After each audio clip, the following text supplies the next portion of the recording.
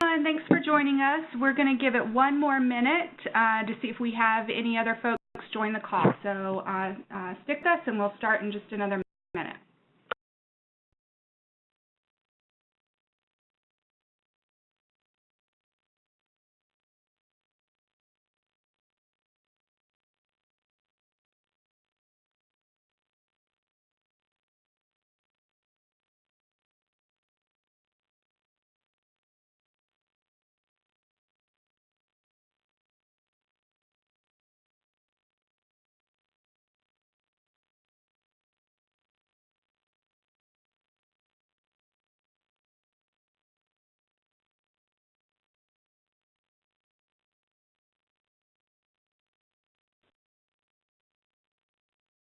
And we're going to go ahead and get started. Thanks for joining our webinar today, the Challenge Schools Request for Proposals. This is Megan Robinson. I'm the Director of Program Investments and Partnerships here at CIS National, and I'm joined by Kathy Lally, who's the Vice President of Growth and Impact. So wanted to walk you through our agenda for the webinar. So we're planning to provide you some background and context on this exciting investment and how this aligns to our strategic plan. We'll also spend some time going over the main components of the RFP as well as how to access the online application. And then talk about some important due dates, a general timeline, and some next steps. Essentially, we really want to devote the majority of the time to you all and questions and hopefully providing some answers to the questions that you might have. So just a little housekeeping around that as well. Everybody is on mute right now. If you have questions as we move through the presentation, feel free to put them into the chat box. You can also raise your hand, and at the end of the presentation, we'll call you, and you can ask your question over the phone line or over your computer.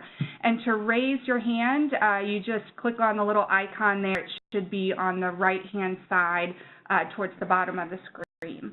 Right now, everyone's on mute, and we encourage you to ask your questions through the chat box, or you can raise your hand, and we'll get to those questions at the end of the presentation. So with that, I'm going to go ahead and kick it over to Kathy. Great. Thanks so much, and thanks so much for so many of you joining us today. We wanted to make sure that everybody knew that the Challenge School opportunity was clearly grounded in our strategic plan, Operation Next or Now, depending on the day of the week, and really grounded in the theory of change that was articulated in our 5-year plan. And the plan overall goes from 2018 to 2022. I can hardly believe that 2018 is almost in the rearview mirror, but just as a refresher, our theory of change is if we invest in organizational sustainability, continually improve the quality of our work, and innovate new ways of helping students grow with quality, then every school district and national charter management organization in the highest need communities in America will have access to integrated student supports inside schools. So this theory of change really underscores and amplifies and articulates the deep partnership that so many of you already have with the educational system in your communities. But putting it in the plan and in this way really puts that vision front and center, how we think we can go about making sure that every student who needs integrated student supports has them. And we've got some aggressive goals around growing with quality, and the Challenge School opportunity is all about growing a CIS model and integrated student supports within our existing footprint. It really accelerates what we had planned in the strategic plan. I'm going to ask Megan to go to the next slide. And just to also give you a refresher on the overall framework for Operation Next, with our 3 strategic pillars of sustain, deepen, and grow, our 5 goals: enhance operations, driving greater impact, diversify revenue, and create favorable policy environments, and that expand reach, I circled, that again, this Challenge School opportunity is grounded in that goal and in that incent incentivizing growth, which is number 7, I believe, in our strategic plan, that really articulates how we intend to incentivize our existing network to reach more students in communities that we are already in, or our existing affiliate network. And we really do have some aggressive goals around this. The plan calls for us to reach 300,000 more students, and of that, we want to incentivize 150,000 through direct investment. And we thought way back when that we weren't going to be able to do that, to do this until year 2021, because we thought we needed some additional time to support the fundraising efforts. But we have the resources now to incentivize affiliate growth to 125 schools, reaching over 62,000 students. And this investment really is about investing in the CIS model and growing that footprint. We are in the final year of the growth investments. We have 7 growth communities, and they are reaching, or anticipated, reached nearly 30,000 students, and we're hoping that they reach 30,000 plus this coming school year, and are on track to do that. But this opportunity gives us yet another chance to expand our footprint across the nation where our affiliates are in your geographies. So that is hopefully an overview and a context of how this is grounded in our strategic imperatives and plan. And Megan's going to go through the mechanics of what it is that's all included at a very high level in the RFP. And then we will answer the questions as Megan articulated at the opening of the webinar. Great. Thanks, Kathy. All right, so let's jump right in and talk about some of the basics of the RFP. So award amounts will range from $650,000 to $1.7 million. Big range here, and essentially this is going to be based upon the applicant's site cost model. So you'll see in the application there's a place for you to outline your site costs. We're anticipating 8 to 20 awards for the 3-year period. So applicants can be local affiliates or state offices, accredited organizations, or those in the process of accreditation. But essentially, service delivery is required to start in that first year, so in school year 1920. In terms of state offices applying, this could be a state office that wants to apply on behalf of their affiliate network, or this is a state office that actually does direct service. Expansion school sites, so a minimum of 6 school sites is required, up to a maximum of 15 school sites. Again, these are new K through 12 school sites. In terms of new, the school could have been previously served by CIS, but not within the past year. Which is this current school year, obviously. So perhaps maybe CIS was working in a school 5 years ago, maybe funding was lost, or different capacity needs made you, close services at that site, and maybe you want to go back into that school site. That would be an eligible scenario. Applicants can also propose a graduated expansion plan. Page 5 of the RFP goes into detail on what that graduated plan should look like. So that means a minimum of a 65% expansion rate in year 1, going to 80% in year 2, and then by the 3rd year you would be 100% expanded. Yeah, I just want to amplify that a little bit. That will allow us in our friends and Heather Clausen's shop in the Insights and Innovations group really to work with data from the communities that are lucky enough to win the awards, so that we have enough time working with students so that we can have enough good information to be able to see whether or not we're having the intended impact over time. Hence the reason for the majority of schools really getting there. And it's our hope that the folks who are able to take advantage of this opportunity have been thinking about growth for quite a while. And when we went through the growth investment, we had very competitive folks who weren't able to win that competition, but that were more than ready to do it. It just was a matter of us not having all the resources to support all of the worthy applicants. Yep.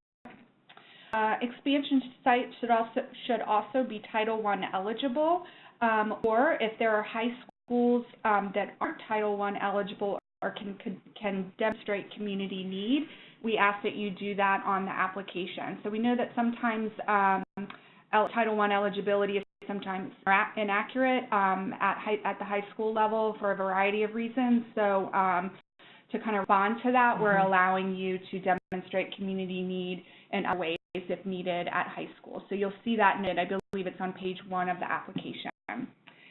We're also encouraging that expansion school sites be designated as low performing, so that's the lowest 10% in your state as defined by the Department of Ed. And then this is a 3-year project beginning with school year 1920.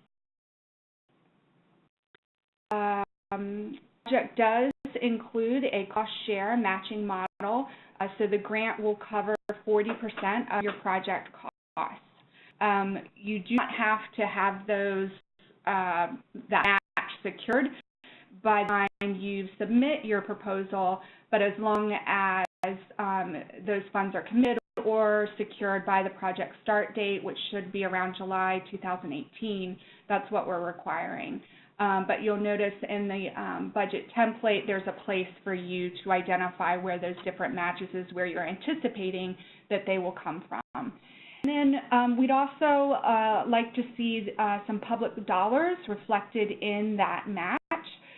So this can look like a variety of things. Maybe you have district or other local funds that are adding up to that match. Maybe you're using some state Title I dollars or federal WIOA funds.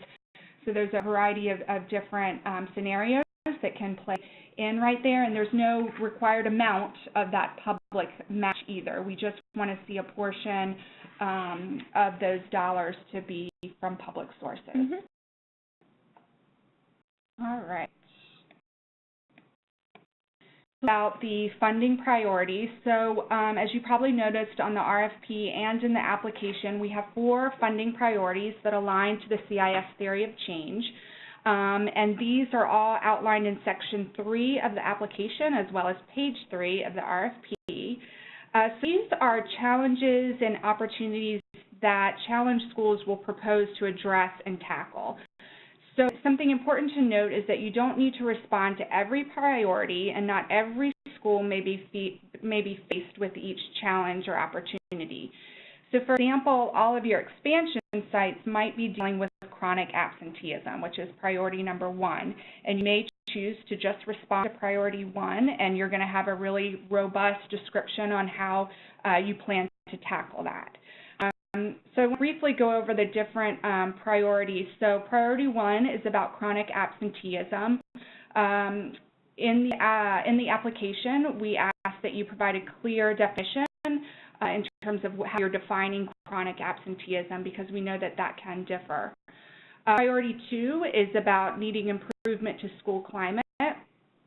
So this is to issues around student engagement, restorative justice, social emotional learning, student-centered learning, topics such as that. Priority 3 is around the opportunity gap among diverse student groups. This relates to discrepancies around graduation rates, test scores, college enrollment among students from diverse backgrounds. And then priority 4 is about opportunities for college and career readiness and civic engagement. So this relates to maybe a very ripe environment that you're seeing in your potential expansion school sites, where there's strategies and partnerships and just a real opportunity to build a college-going culture and expand opportunities for civic engagement. And Megan, correct if I'm wrong, but this entire section has just a point value. It's in total. It's not like there's 3 for priority 1 and 5 for priority 3. It's 20 points, I believe, for the entire section. It's really about the individual organization applying for it, Right. make the best case possible. So it's actually 15 points for this section. Okay. So again, you could respond to just one priority and get 15 points, depending on how good explanation you provide in that section. Great. Section 4 on the application is the project description. So this is where you really have the opportunity to go in and provide a response to these different priorities and how you'll use a DEI lens to do this work.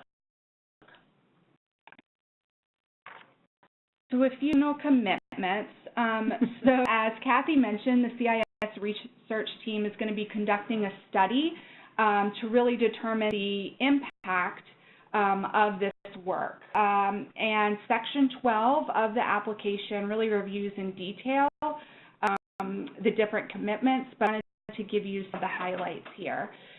So grantees, so once awarded, grantees will implement relevant assessments with students, including the SEED and the DAR 360. Some of you may already be doing this.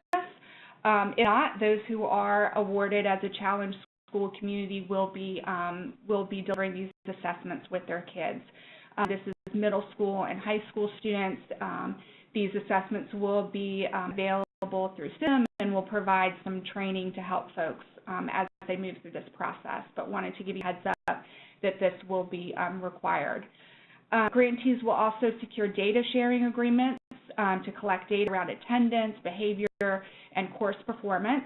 Again, you don't need to have these data sharing agreements secured at the time that you submit your proposal, but if you are awarded, you will have to secure these data sharing agreements. Grantees will participate in the research component, and this will include some interviews, focus groups, and maybe completing a research application if it's required districts. Some of you have those that are required.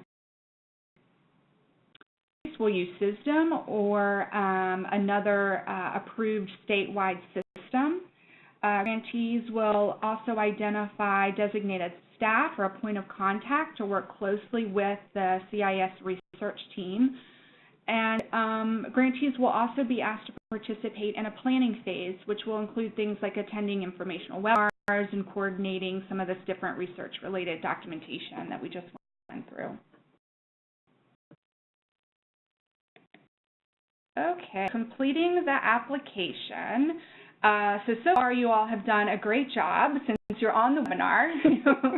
My hunch is that you've been able to find some of this. So everything is essentially housed on the National Resource Center. So if you're looking for something, start off with the National Resource Center and you can probably find it there. The rotating banner, you've probably seen the link to it at the top. There's also, you can access the Challenge School materials from the quick resources there on the right-hand column as well. So currently those, the application materials include the RFP, the intent to apply, which is due October 8th. I want to stress again that it's not mandatory to submit the intent to apply. However, we really encourage you to submit it. It's really going to help us out. We have a pretty tight timeline, and in order to ensure that we meet our time and stay true to what we promise to do, we ask that you do that to help us. Would be appreciated and would also give us a indication of the level of interest within the network so that we can get the right amount of infrastructure ready here to receive them. Yep.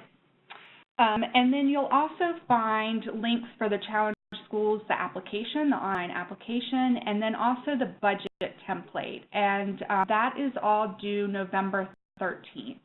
I should say that all due dates are by 11:59 p.m. Eastern Time. The budget template is a Excel document that you can fill out and then easily upload to the application. There are clear directions on the application on how to do that. And then we also started a frequently asked questions document. We know you all so well. We're already anticipating some of your well thought out questions. And we're also going to be updating that FAQ document as well as questions start coming in we'll provide updates to that. Okay, so on completing the application, so these different screenshots show you, I guess, the 12 different sections of the application, so that you'll see them at the top there on the screenshot on the left. The application is divided into 12 different sections. You can find out how many points each section is worth by going into those different sections as well. You can save and return to your work at a later time if you want to. You just press the save button at the end of each page. When you save, you'll get a link to the proposal, and you'll see that in the other screenshot, an example of what that looks like. And you can actually share that link with your other teammates if you want other folks to work on different parts of the application.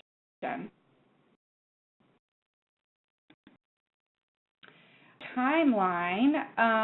So again, the intent to apply is Monday, October 8th. Proposals are due November 13th. Awards will be announced in December of 2018. And then we're anticipating for projects to start in terms of first payments will be made, SRAs issued by July of 2019.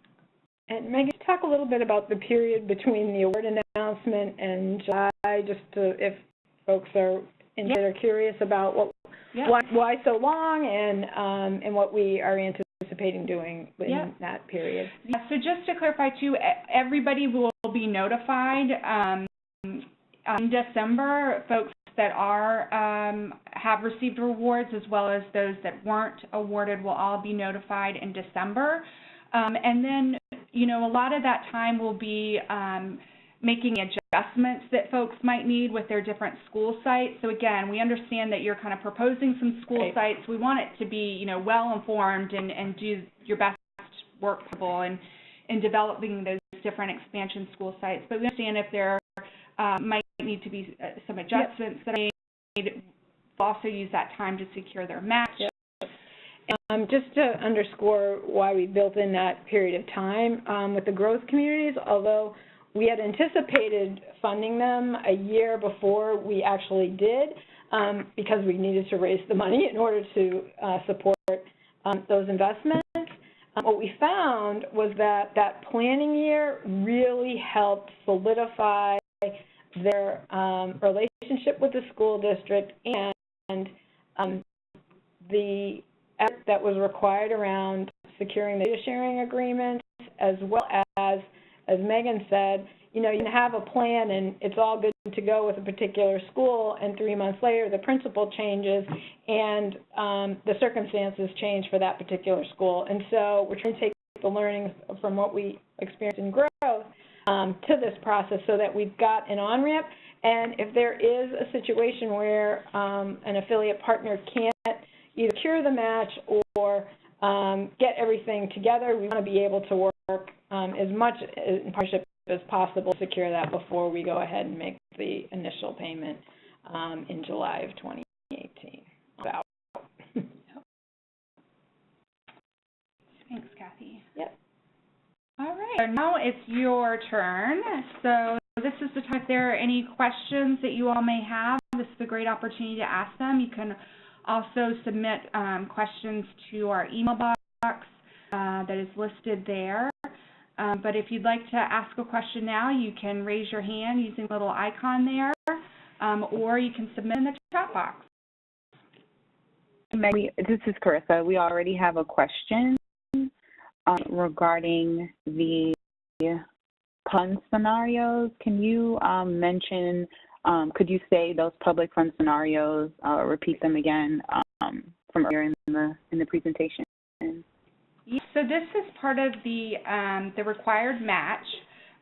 So again, grant funds will fund 4% of the project costs, and then we are asking applicants to identify a 60% match. And so as part of that match, a portion of that needs to be public dollars.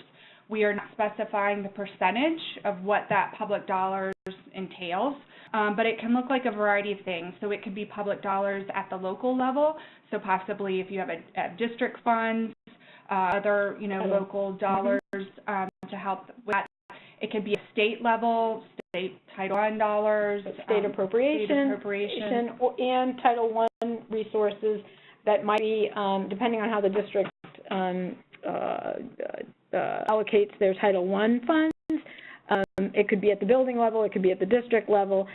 With ESSA calling out integrated student supports, we'd love to see as many applicants as possible leveraging that opportunity. And if you have memorized the strategic plan like we have, there was a lot in there around our desire to braid public funding. So most competitive applicants will have a significant portion of their match coming from public sources, and we will be probably looking for folks who braid more than one public source. It's our hope and desire that over the lifetime of the plan, that we learn more about who's doing that braided funding well, how can we help train and support others to braid public funding, both at the state level and at the local level. And we already have some great examples in the network, but we're looking for, as Megan said, as many public sources as possible, everything from Workforce Investment Act resources, Title I resources, state allocation to your particular affiliate or state office, any allocation that may come from a county or from county or city agency like child welfare, juvenile justice. There's a whole wide variety of public resources that we'd like to see dedicated to integrated student supports, and looking for the good faith effort to map up, secure as best as you can by the deadline, the most realistic public resources based on your outreach to a number of public agencies and how they can support your work. And this is all outlined in Section 7 of the application. That's where the point value is for that. We have a 9. What sources are you using or should affiliates use for the schools that are with in the 10% area in the state? I believe that the schools have that information. They should be designated as a lowest performing. We can also put something on the FAQ document. That and how they're defined, and it's a very specific definition of lowest performing schools. So we don't want to get it wrong. So we will get the definition and put it on the FAQ.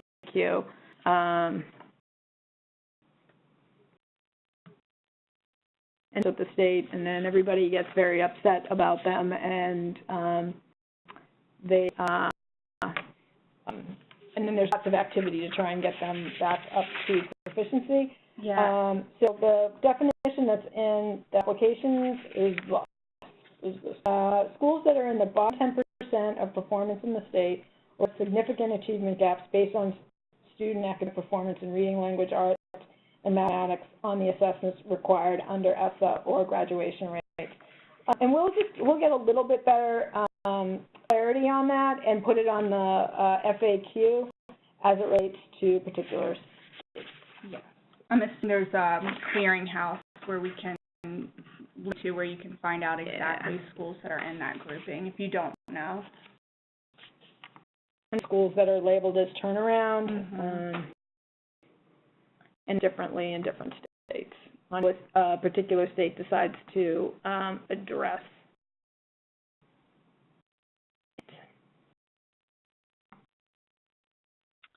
What do affiliates need to secure from districts or schools, letters of support, etc.?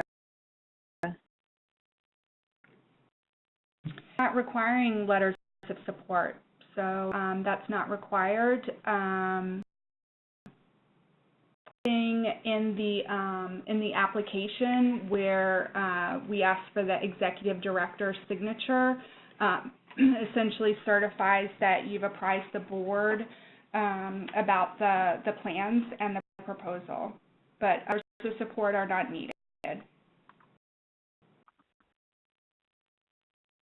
That word, please. Okay, another question. The extension school needs to be in the lowest 10% performing schools in the state.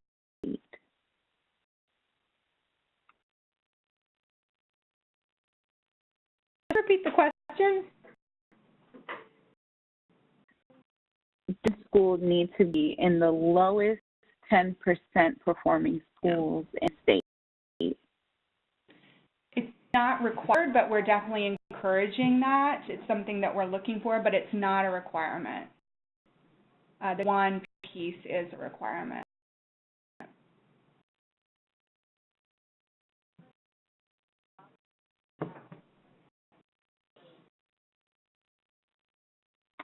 Has a question about childhood and pre-K not being included.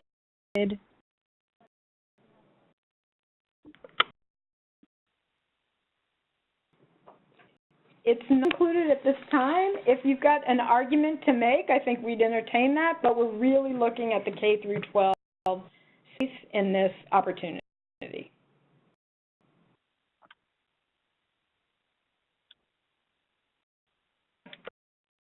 We have a question about the match. Can the match be in kind, such as the cost of the space to host the program, or should it be in cash? It's in cash.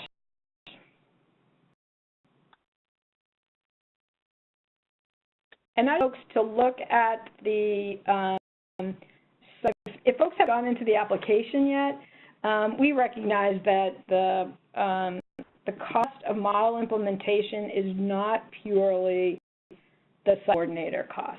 Sure, that's a large percentage of it, but there are other things involved in, as you all know, in delivering the CIS model in terms of supervision, in terms of program support and supplies.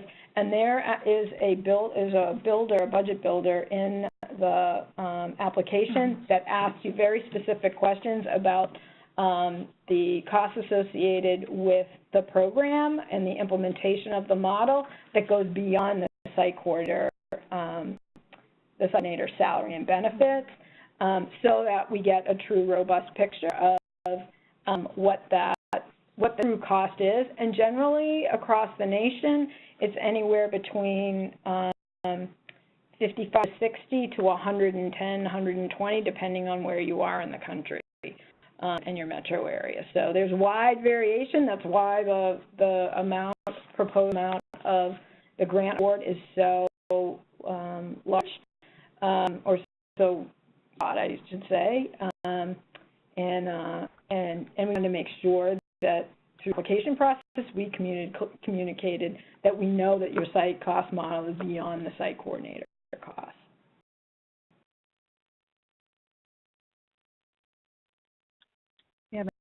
After the 3 years, are you looking for a sustainability plan as well? In the application that asks for the sustainability plan, it's our hope that because we made it a 40% match, that you're building that sustainability muscle along the way, and that you, in the application, provide us with your approach to sustainability for the longer term. The other thing that we have learned from the growth investments was 10 was a hard and fast number, and while most of them, I think all but one, were able to get to that 10 by the second year, it was a range. There were some right out of the gate that were ready to go 10 schools in the first year, and there were about 4 out of the 7 that needed a graduated approach, where they went into, the lowest that we went into was 5 in the first year, and they needed the extra year to finish that growth. But there were some that were ready right out of the gate to go to 10. The other reason for then got a range of grant awards from 8 to 20 is to make sure that folks knew we're looking for a broad representation of the network in this opportunity. Rural, suburban, urban, state offices that are working with their affiliate network. We really want a broad representation of the network to be able to participate in this so that we get enough students and enough different configurations so that we can start to happens in these different settings. And in the growth investment, you know, we had 4 out of the 7 had deep partnerships with their state offices, and there were 3 on their own that managed beautifully in their iteration. And we know that it can be successful in a number of constructs. And so we're really looking for those organizations that have a growth mindset, can leverage this opportunity to help advance their growth plans that probably been talking about for a long time and have been successful. We're hoping this pushes, accelerates your growth, and we're just incredibly excited that we're able to do this 2 years earlier than we thought we were going to be able to do. And also know I'm still pushing for us to get that second investment in 2021 so that we can double this. So that's my hope and desire. But anyway, thank you for letting me have that time to chat with you about that. We have one more question regarding the application. Could you provide some explanation and guidance around the 10% limit for indirect expenses? Mm-hmm.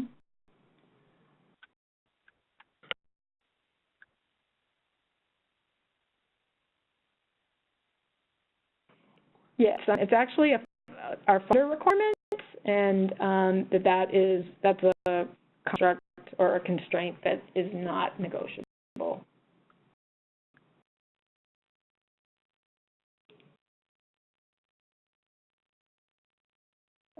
Question, are alternative education centers and performing learning centers included or excluded? It's delivering the model. It's all about CIS model implementation. That is the point of this investment in Challenge Schools. So it's about delivering the CIS model. We are saying that low-performing schools is not a requirement. It's something we are very interested in. So I just want to say that. Well, it is not a requirement, and truly what we will see is evidence that you've been able to implement the CIS model, that you've got a track record of doing that. You've built a great case in the priority section and a really solid implementation plan, and you've got a majority of public money coming in for that match.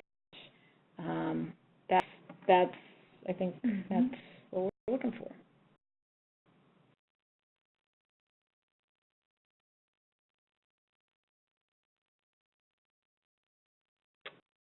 We have budget.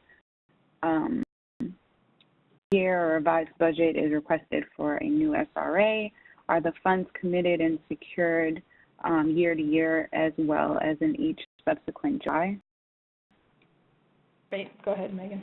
No, the answer is yes. Yeah. The funding is secure. Yeah, as long as you're in good standing, you're meeting your deliverables, we have the resources to fully fund what we've laid out in the request for proposals.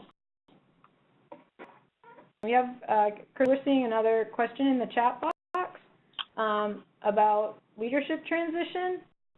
I think absolutely, you are eligible to apply if you have strong infrastructure in place.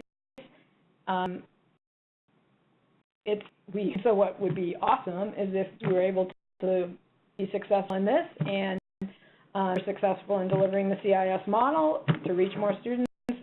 We care that you're able to demonstrate that you're managing the transition, you have a succession plan, and that everything happening in a way that it needs to in order for kids to get served.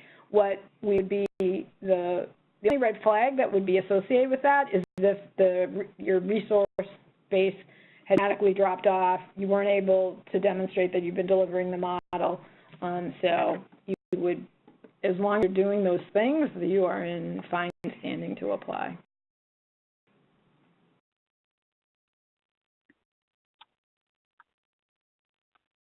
We have can public source come from corporate supporters or a local foundation? Public. By definition, that's private. It sounds like that's private philanthropy. What we're looking here is for public sources of funding, a public agency, whether it's state, local, or federal, Title I, district, school funding. If it's corporate philanthropy, that's going to be considered as private resources. We still want you to get, obviously, but then if you haven't read the strategic plan, we would encourage you to, and there is a whole section in there on our intent to encourage BRAVE funding and to learn more about how folks are pulling those resources together to advance the model and to support model implementation.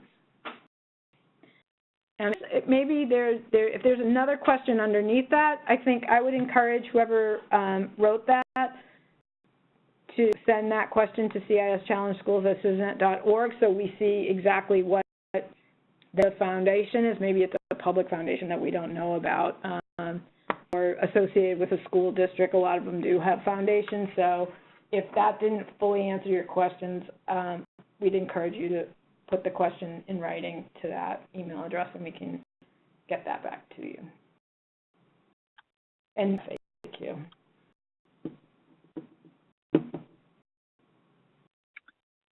Another question, expansion schools. Possible with switching out expansion schools that are outlined in the initial applications with their eligible schools throughout the life of the grant. So it's asking about flexibility with switching out expansion schools. Yeah, and there is a FAQ question around this topic too. So there is some flexibility. Again, we want folks to propose to do their best job putting together a succinct proposal, but we understand that changes can happen, changes in school leadership, other funding scenarios, and that folks might need to make adjustments by the time the award is announced and when the work actually starts in July. So that is subject to approval, but we are willing to work with you if there are scenarios like that. In terms of year by year, yeah, I think our friends, we will be partnering closely with our friends in Insights Innovations, formerly known as the research arm here, where ideally we'd like to be in the same schools over the 3-year period, but again, happens, and we would absolutely want to work with you, but it's our intent to try and remain in those same schools over the lifetime of the award. But I want to, we recognize the reality that you're in as well, and want to make sure that we serve students first and foremost, and that we also have that ability to do research on a majority of schools that we enter in this engagement. But I think flexible, but we also want to be clear that our intent is to try and have as many of those schools or students that we are engaging with over the lifetime of the 3-year investment. It will be a case-by-case approval type basis. Yeah. Yep. Question, what happens if a full match in a subsequent year can't quite be met?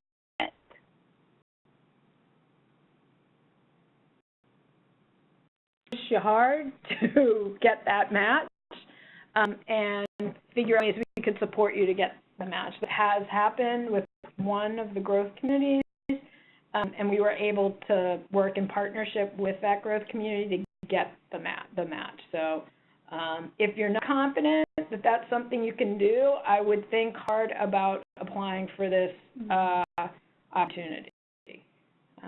Yeah. Again, it's not a given. Like folks that aren't able to meet their commitments, whether it be the match or the number of schools, then we, it might be a scenario where we need to divert funding to a grantee that can do that work.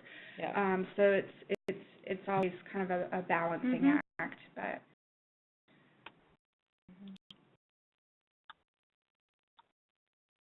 And the folks successful in the growth communities have had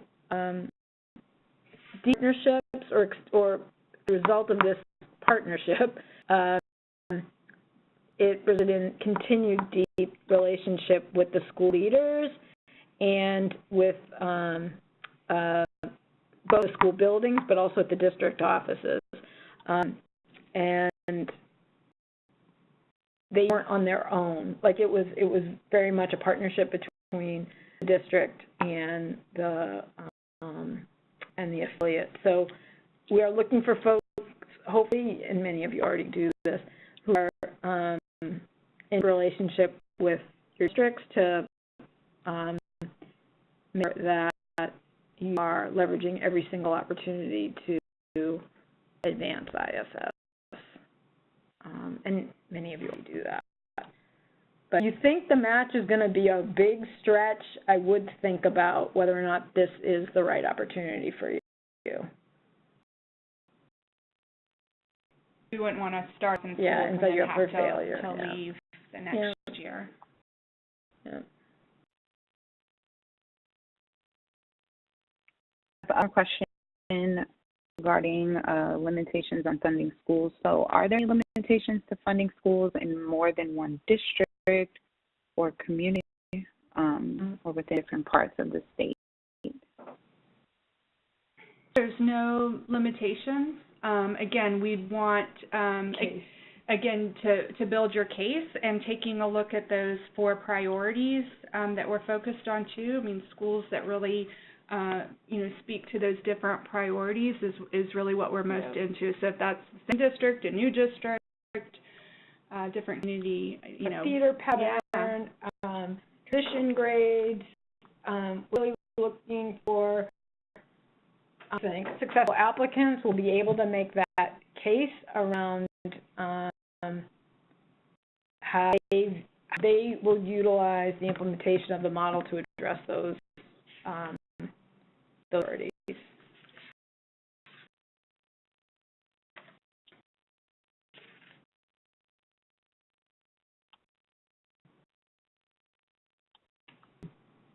Anything else? Are you seeing anything else? Well, not anything else. We do have one question though, from Julie Dennis on the call. She had a question about the schools to be expanded in. So can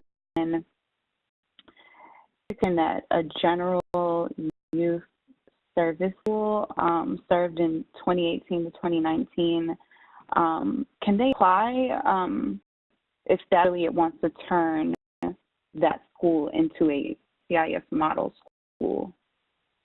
Yeah, they would be eligible to apply. What I would offer is what I would hope a strong applicant, if that was a school that they were just providing general use services, that they have experience in implementing the CIS model in other places within their footprint. I think that those will be the strongest applications. That you've got some track record, sure, you might, as we all know, there are plenty of CIS organizations and affiliates across the country who are providing 21st century after school programs in a portion of their footprint, and then they're also, in the majority of their other schools, they're implementing the CIS model. So in a case like that, where they're not doing the model, what we would have to sort out, though, here is that considered a new school.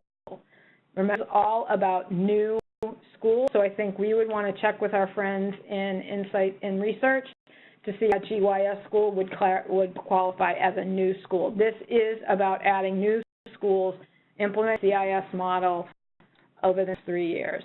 So I think that's a clarifying question that we will take to our friends in Research. And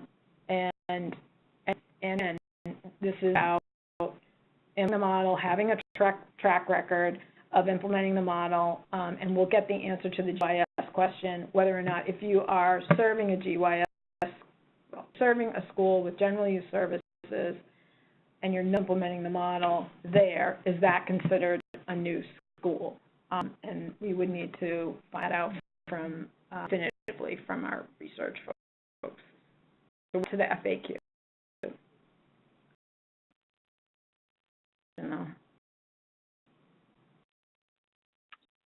We have a question regarding the application. Is there a Word version of the application available? No, I don't believe so. Can they print it out? You can print it. Uh-huh.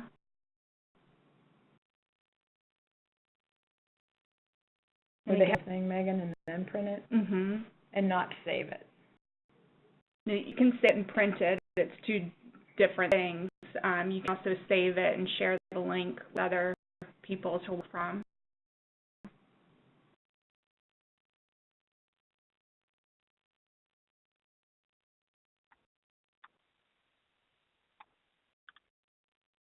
So I have so far. Is there any call that would like to chat question? Please be sure to click the raising your hand icon, and we'll mute you.